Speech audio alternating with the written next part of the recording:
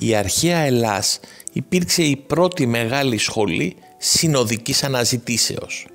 Όλες οι μορφές διακυβερνήσεως, από την αγορά και την εκκλησία του Δήμου έως τη σπαρτιατική γερουσία, σκοπούσαν σε ένα κοινό αγαθό, την αλήθειαν του άρχην και υπάρχειν εν αρετή.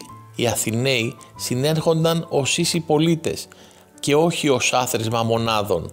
Η αγορά ήταν σύνοδος ελευθέρων ανθρώπων, όχι αγορά ψήφων. Η ψήφος εχρησίμευε ως επικύρωσης του λόγου, όχι ως όπλο επικρατήσεως. Όταν ο Θουκυδίδης γράφει ότι ημών το πολίτευμα καλείται δημοκρατία, διότι ούκε πολύγων, αλλά επιπλείωνας εστίν, εννοεί ότι η αλήθεια επιζητείται εν κοινότητη, όχι εν ατομικισμό. Η ελληνική συνοδικότης ήταν διάλογος προς την αλήθεια. Ο Πλάτωνας την ανέβασε στο μεταφυσικό επίπεδο. Ο διάλογος ως οδός προς το αγαθόν. Ο Αριστοτέλης την οργάνωσε πολιτικά. Η πολιτεία ως η εν λόγω ένωσης των ανθρώπων. Η Σπάρτη έδωσε ένα άλλο παράδειγμα. Σύνοδος γερόντων, γερουσία και διπλή βασιλεία ως ισορροπία σοφίας και εξουσίας. Η μινωική και η μικηναϊκή παράδοση ήδη δείχνουν μορφές συμβουλίου αρχόντων, όπου η κρίση προκύπτει εκ διαλόγου, όχι εξ επιβολής. Σε όλες αυτές τις μορφές υπήρχε σπερματικός λόγος, η αίσθηση ότι η αλήθεια είναι κοινή, ότι ο άνθρωπος σώζεται εν λόγω, όχι εν ιδία γνώμη. Αλλά επειδή έλειπε η χάρις, ο λόγος έμεινε άκαρπος. Η δημοκρατία δε χωρίς πνεύμα εκφυλιζόταν σε δημαγωγία.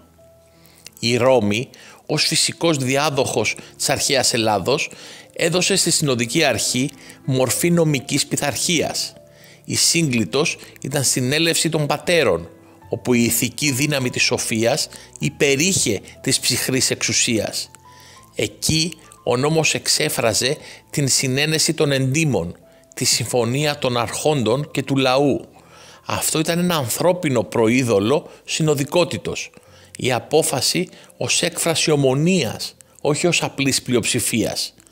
Ο Κικέρον γράφει ότι η πολιτεία εξαρτάται από την κοινή αποδοχή του δικαίου υπό πάντων.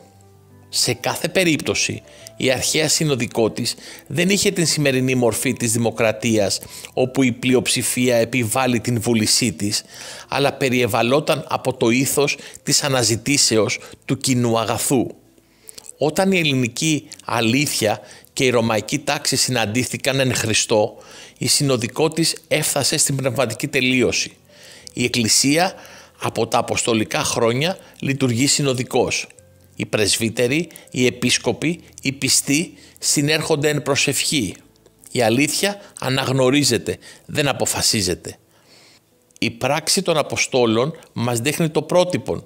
Η Αποστολική Σύνοδος των Ιεροσολύμων, έδοξε το Αγίο Πνεύματι εν ημίν, είναι η πρώτη συνοδική απόφαση εν ιστορία, όπου η πηγή του νόμου δεν είναι η βούληση του λαού, έστω και ως αναζήτηση του κοινού αγαθού, αλλά η ενέργεια του Αγίου Πνεύματος. Στη Νέα Ρώμη η μορφή αυτή έγινε οργανικός τρόπος ζωής. Οι Οικουμενικές Σύνοδοι εξέφραζαν όχι πολιτική απόφαση, αλλά εκκλησιαστική συνείδηση. Ο λαός ελάβανε μέρος όχι δια ψήφου, αλλά δια της κραυγής του άξιος ή ουκ άξιος. Όταν η φωνή των πολλών συμφωνούσε με την πίστη, η Εκκλησία έβλεπε την ενέργεια του Αγίου Πνεύματος. Η Εκκλησία λοιπόν έγινε η πνευματική δημοκρατία του Θεού.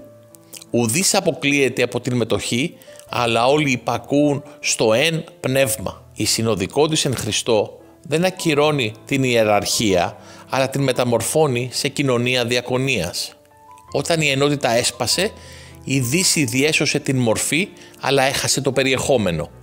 Η Σύνοδος έγινε κονκλάβιο. Ο Πατριάρχης έγινε Πάπας. Η ενέργεια του Αγίου Πνεύματος αντικατεστάθη από του ενός ανθρώπου την αλάθητον κρίση. Και η ενότητα επιβλήθηκε άνωθεν, όχι εν ελευθερία. Πάνω σε αυτήν την πρακτική η Δύση διέπραξε ακόμα έναν σφετερισμό και δημιουργήθηκε η πολιτική νεωτερικότητα. Η δημοκρατία επαναλαμβάνει το σχήμα της συνάξεως, αλλά άνευ νοήματος. Οι άνθρωποι συνέρχονται όχι για να ζητήσουν την αλήθεια, αλλά για να ορίσουν ποιο συμφέρον θα επικρατήσει. Η πλειοψηφία αντικατέστησε την ομοφωνία. Ο αριθμός των ψήφων εξέβαλε το πνεύμα της δημοκρατίας του αρχαίου κόσμου. Έτσι, η δημοκρατία έγινε η καρικατούρα της συνοδικότητος. Εκεί που η Εκκλησία αναζητεί έμπνευση, η Δύση αναζητεί ποσοστό. Εκεί που ο συνοδικός τρόπος βλέπει πρόσωπα, η νεωτερική δημοκρατία βλέπει ψήφους.